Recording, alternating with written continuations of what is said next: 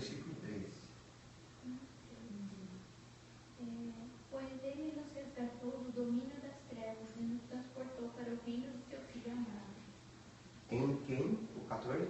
Em que temos a redenção, a saber, o perdão dos pecados. Então, o Colossenses capítulo 1, versículo 13, traz que ele fez o quê? Ele nos transportou, né? Então, quer dizer, ele nos tirou, né, do domínio das trevas. Então, uma coisa que nós temos que aprender é assim, irmãos, trevas não é reino. Muitas pessoas lêem esse texto e dizem assim, ele nos transportou do reino das trevas. Trevas não é reino. Só existem dois reinos. Reino dos céus e reino da terra. Deus nos deu autoridade no reino terrestre.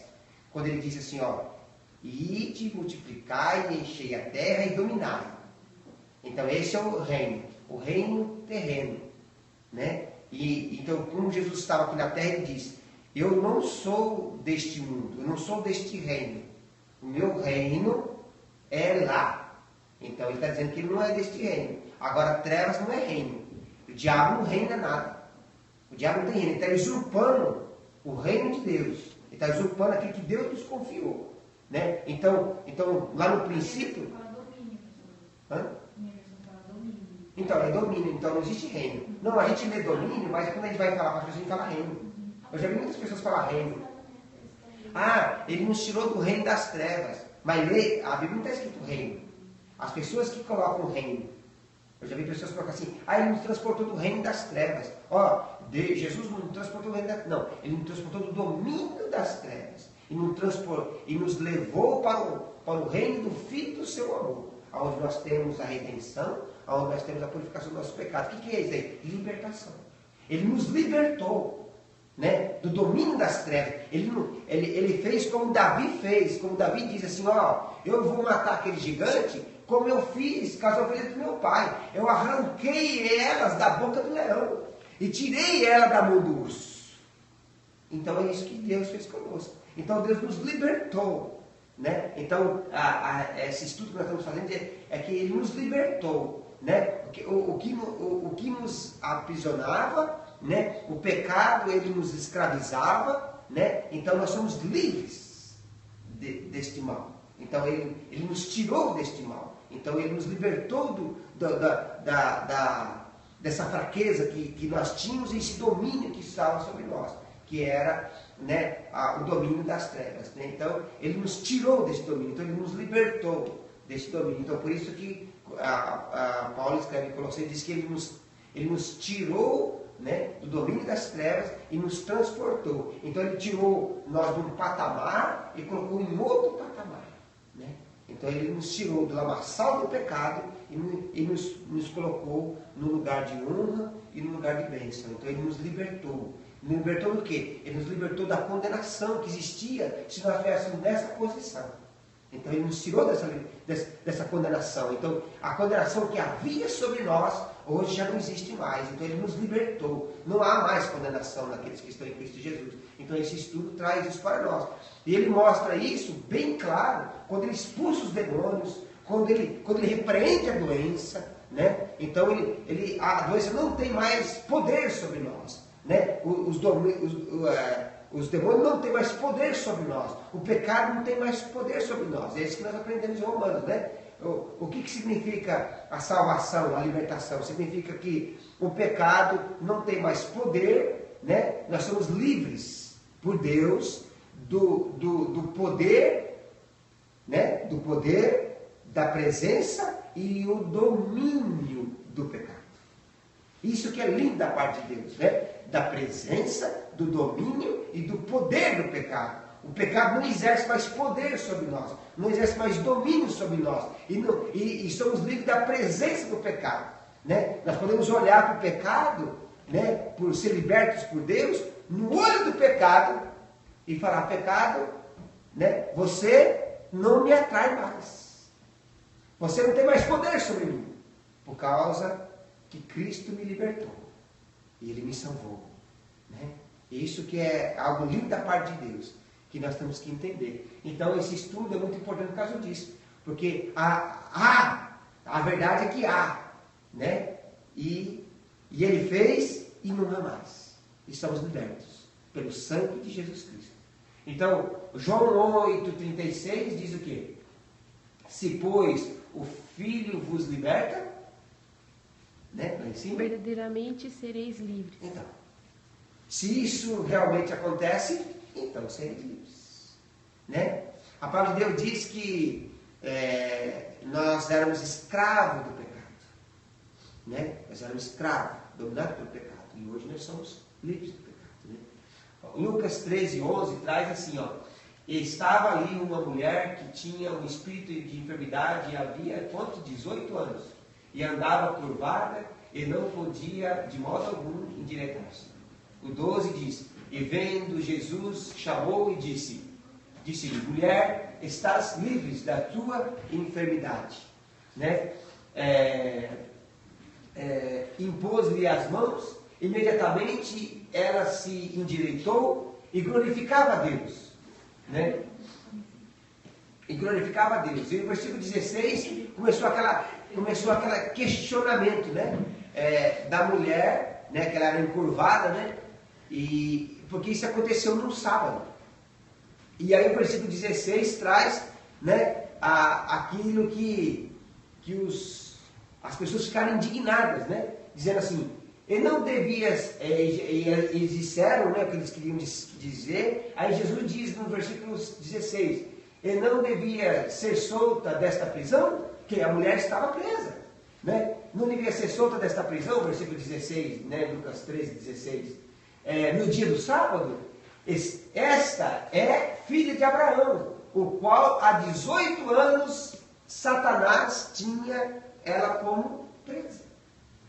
Então, o que nós estamos aprendendo aqui é que Jesus, ele libertou essa mulher, 18 anos de prisão, né? Ele colocava um jugo sobre essa mulher, uma canga, né, pesada sobre essa mulher, e essa mulher estava com a canga tão pesada que ela se curvava, né? E Jesus espiritualmente olhou para essa mulher e viu que o demônio estava colocando um peso sobre ela, aprisionando ela, escravizando ela, e Jesus, né, o libertou ela, mostrando aquilo que ele ia fazer depois por nós na cruz do Calvário.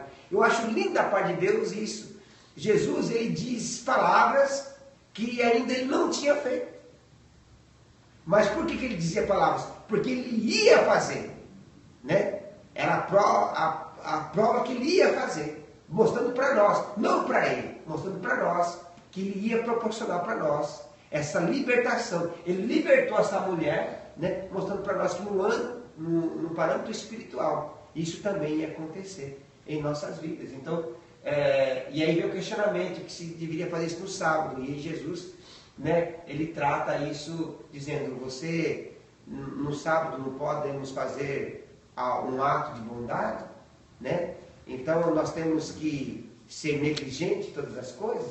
Ele diz, você não vai no sábado fazer isso com o seu animal, né? Por que eu não posso exercer um ato de compaixão por esta mulher que há 18 anos estava sendo escravizada, dominada, né, por Satanás e presa por Satanás, né? E aí eu queria trazer para vocês dizendo assim, Jesus mesmo disse, o sábado foi feito em favor do homem ou o homem em favor do sábado?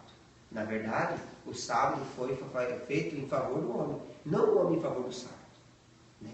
Então, o que estava acontecendo é que estavam se adorando o sábado e deixando de adorar o Criador. E Jesus mesmo ele disse, eu sou maior que o sábado, porque foi eu que estipulei o sábado. Então, eu que estipulei, eu também posso fazer aquilo que eu quero fazer. Né? E o homem estava fazendo totalmente contrário com o sábado, que não estava fazendo com a serpente, né? Lá no época de Moisés. Na época de Moisés, a serpente era para quê? Era para aquele que se virasse contra Moisés, né? Eram picados pela serpente e depois se arrependiam, olhando para a serpente, e eram curados. O que estava acontecendo? Era para esse propósito.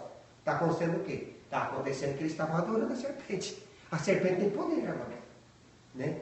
E aí Jesus traz um texto em João, né, dizendo assim, ó, como Moisés levantou a serpente no deserto, se importa que o Filho do Homem também seja levantado. E Jesus estava mostrando que ele era aquele que devia vir, aquele que queria ser levantado, porque Ele é o libertador das nossas vidas, né? Ele é o libertador. Então esse estudo fala de libertação, né? E Mateus 10:1 diz: e chamando a si os seus 12 discípulos, deu-lhe autoridade sobre os espíritos imundos para expulsarem e curarem de toda sorte de doenças e enfermidades. Então, esse Jesus que fez isso com a mulher, e fez muitas mais outras coisas, Ele que nos concedeu essa autoridade, irmãos. Então, por isso que eu estou falando com vocês aqui na igreja, que esta igreja, eu desejo para esta igreja, que esta igreja tem aquilo que era o ministério de Jesus. O ministério de Jesus eu quero para esta igreja. Qual que foi o ministério de Jesus? A Bíblia traz nos evangelhos dizendo que Jesus ia aonde? Jesus ia para as sinagogas ensinando, pregando e curando, expulsando. Isso eu quero para esta igreja.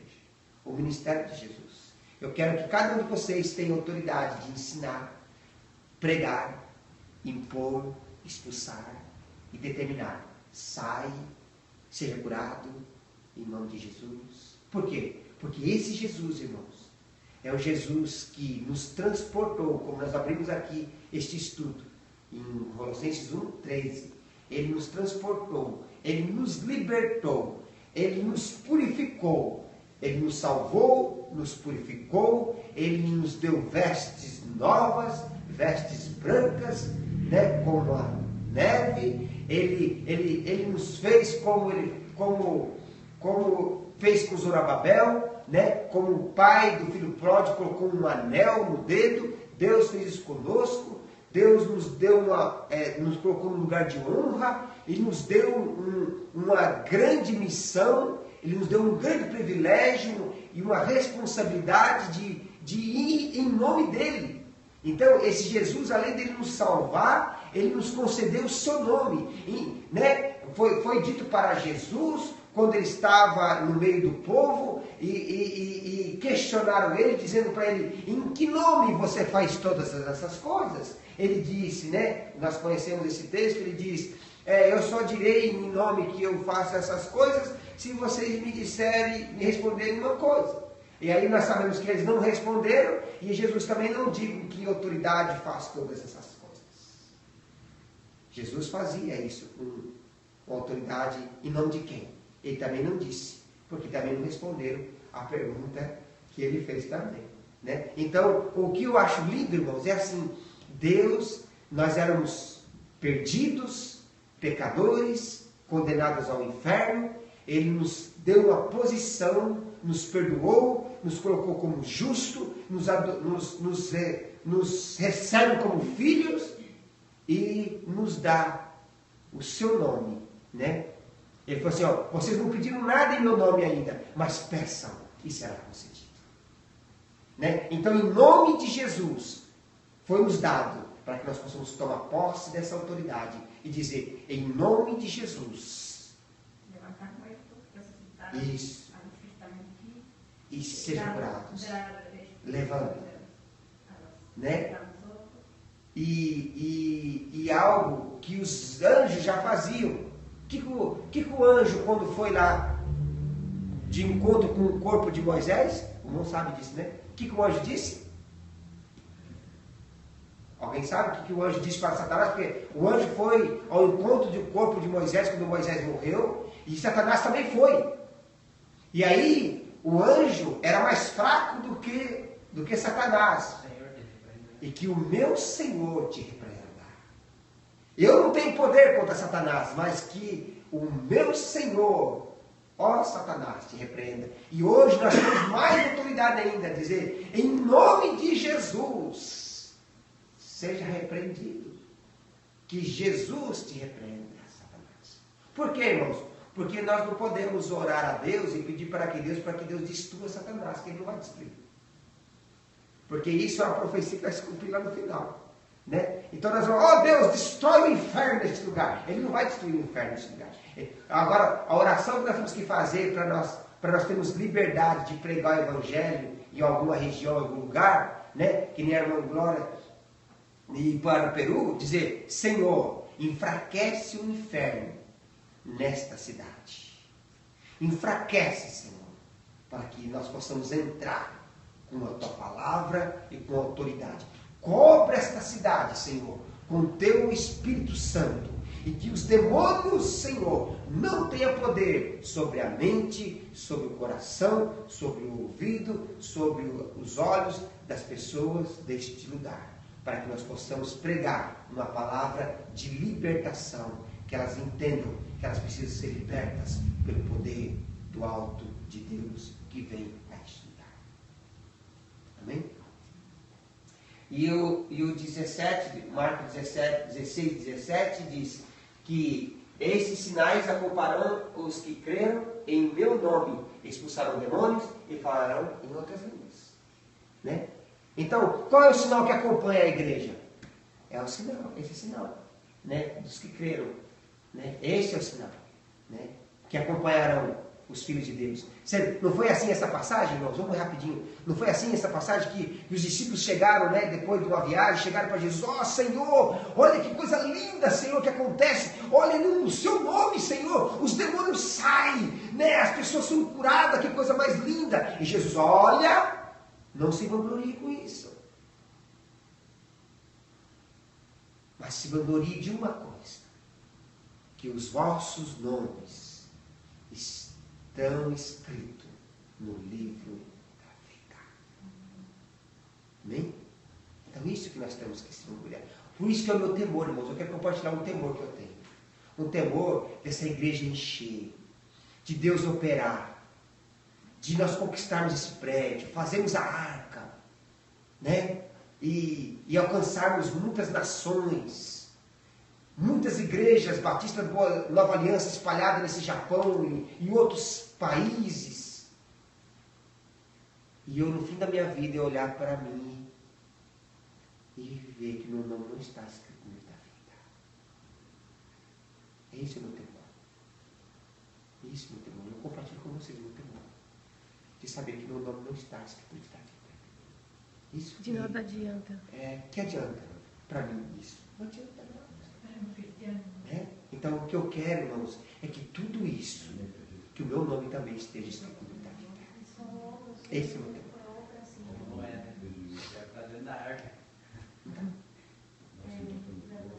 Que adianta, irmãos? Nós fazemos tantas coisas e nós não estamos lá. Jesus disse assim, ó. Jesus quer dizer para você assim, ó. Você precisa estar lá. É como Jesus quando ele ressuscita, irmãos. Eu gosto de compartilhar isso. Quando Jesus ressuscita, ele diz para Marta, Maria, tudo estava ali, né? Ele diz assim, ó, diga para Pedro que ele não pode faltar lá. Irei diante deles para Galileia. E diga principalmente para Pedro que ele não pode faltar lá. Ele não pode faltar lá, porque eu estarei lá. Né? E é o que o irmão Muniz gosta, a oração de Jesus no capítulo 17, né, Muniz? Ele diz assim, ó, aonde eu estiver, eu quero que todos vocês também estejam. Ó Pai, essa é a minha oração. Jesus orou pelos discípulos, Jesus orou, né, pela igreja toda e finalizou dizendo, Pai, aonde eu estiver, eu quero que todos eles estejam também. Amém? Que coisa linda, né? Que lugar que deve ser onde Jesus está. E nós também nessa palavra. Ele quer que nós estejamos. E que finalize que todos nós estaremos junto com Ele. Então ele ora nesse sentido. Que creiam nessa palavra. Né, irmãos? Essa palavra que eu estou dizendo aqui para vocês, que vocês creiam. Né? Essa palavra. Vamos lá. Então 1 João 3,8 diz que quem comete pecado é o diabo. Porque o diabo peca desde o princípio. E isto, o Filho de Deus se manifestou para destruir as obras do diabo. Né? Então o que significa isso? Significa que aquele que peca, né, é filho do diabo. Então, ele está dizendo assim, porque o diabo peca desde o princípio. Então, quem comete pecado é filho do diabo. Então, a igreja peca, irmãos? Peca.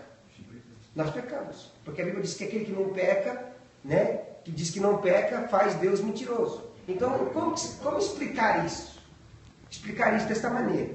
Nós temos que explicar. Porque uma vez eu vi uma heresia no Paraná também sobre essa questão de que a igreja não peca. A igreja peca. Só que na verdade assim, a igreja peca. Só que na mente de Deus, nós não pecamos. Por quê? Porque não peca do que sentido? nós pecamos e na mente de Deus nós não pecamos. Por quê? Porque acontece o quê? Porque o sangue de Cristo está sobre nossas vidas. Quando você peca, o sangue de Cristo ele grita dentro de você e o Espírito Santo de Deus que está em você leva você ao arrependimento e você, como filho de Deus, você reconhece que você é pecador e você se arrepende desse pecado e o Deus olha para você e não vê pecado nenhum em você. Por quê? Porque o sangue de Cristo está sobre você. Então você não é filho do diabo, embora que você peque. Dá para entender? Ou preciso ser mais claro? Dá para entender? Então havia uma heresia no Paraná que diz que a igreja não peca. A igreja peca. Só que na verdade o que faz a diferença é que manifestou para destruir a obra do diabo. Então a obra do diabo ainda que trabalha na nossa vida é destruída pelo que Cristo fez na cruz do Calvário. O que é? É o sangue de Cristo. Então o sangue de Cristo está sobre nossa vida. Então, pastor, então quer dizer, aquela pessoa peca. Se ela peca e não arrepende, então que o sangue de Cristo está sobre ela. Então ela é o quê? Ela é filha do diabo. Amém? Porque a igreja peca. E peca, arrepende, e Deus... É como a palavra de Deus diz em Isaías, né? Diz assim, o profeta, Deus diz no livro de Isaías assim, dos teus pecados não me lembro mais. Muitas vezes nós chegamos diante de Deus assim, Senhor, eu pequei novamente. Se Deus podia falar para Kelly, ele podia falar assim, minha filha, você acabou de pecar. Mas o sangue de Cristo está sobre você. E eu não vejo condenação em você.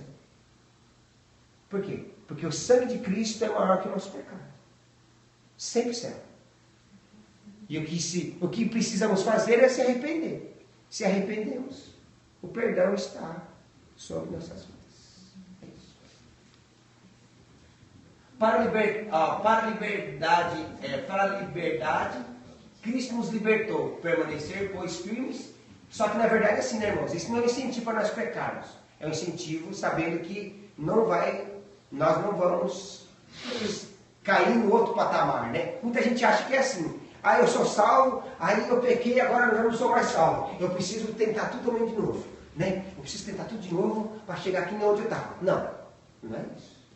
A vida espiritual não é assim. Então, mas Gálatas 5:1 incentiva você a estar firme, né? Firme, né? E não vos dobreis novamente ao jugo de escravidão. Quer dizer, aí agora uma luta, né? Você peca, se arrepende, levanta, continua, dá uns 20 passos, cai de novo, levanta e vai, até Cristo vir buscar a sua igreja e nós vamos embora aqui. Quiere hacerlo por sí mismo, no sabe que ya estamos por la